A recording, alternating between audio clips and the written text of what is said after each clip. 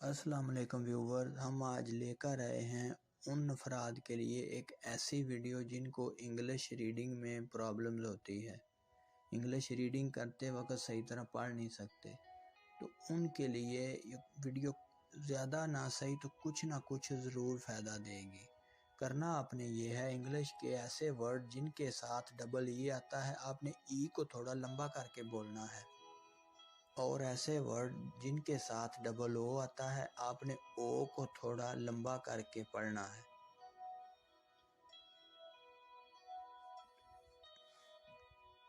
Book, took, look, tool, fool, food, cool, zoom, choose, mood, food, soon, moon, नून।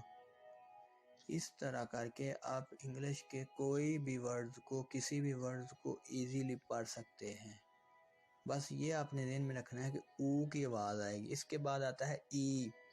जब आप ई को लंबा करेंगे, जैसे keep, heel, feel, sheep, jeep, cheap, feed, need, seed, sleep, week, feet.